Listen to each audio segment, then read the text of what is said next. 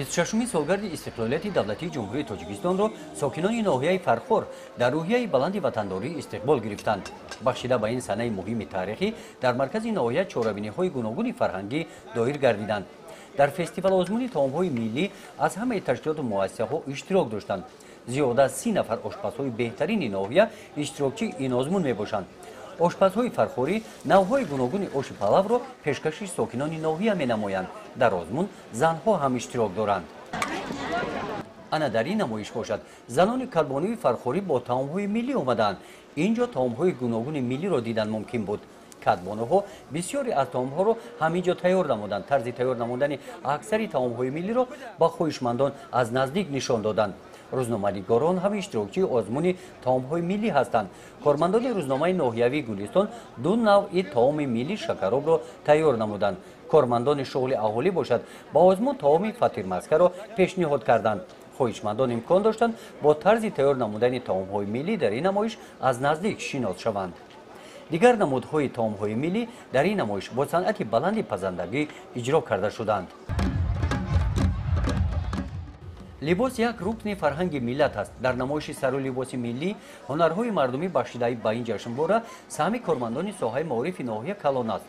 ин номгӯи либосҳоро омӯзгорон ба шогирдон аз муассисаҳои таълимии ноҳия тайёр намуданд. одаму либос хонаву палос мегӯянд.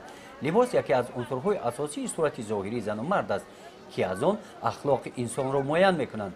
занону духтарони фархорӣ фарҳанги либоспӯширо ана ҳамин гуна риоя мекунанд. ҳакамони фестивал озмун бахшида ба ҷашни 26-мин солгарди истиқлолияти давлатии ҷумҳурии Тоҷикистон дар ноҳия аз ҳисоби кормандони мақомоти иҷроияи ҳукумати давлатии ноҳия ба ҳунари иштирокчиёни фестивал озмун баҳогузорӣ намуданд. дар ин рӯз аз номи мақомоти иҷроияи ҳукумати давлатии ноҳия ба 52 нафар ятимони кул кӯмаки яквақтаи пулӣ расонида шуд.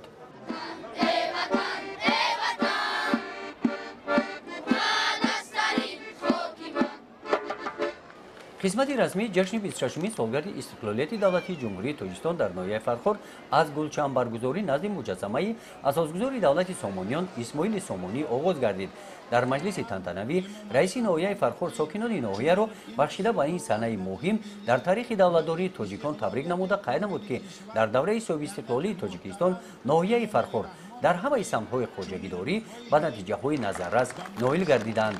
дар ин чорабинӣ аз номи мақомоти иҷроияи ҳукумати давлатии ноҳия бахшида ба 26-мин солгари истиқлолияти давлатии ҷумҳурии Тоҷикистон фаъолони истеҳсолот, соҳаи маориф ва соҳаи тандурустӣ бо ифтихорнома ва тӯҳфаҳои хотиравӣ мукофотонида шуданд. ғолибони фестивал озмуни таомҳои миллӣ аз номи ҳакамони озмун бо тӯҳфаҳои хотиравӣ қадр карда шуданд.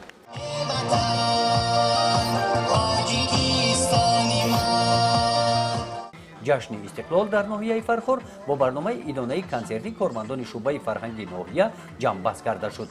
гузориши хоҷа Назриф Худойназар Зуҳуров аз ноҳияи Фархор барои барномаи иттилоотии Навид.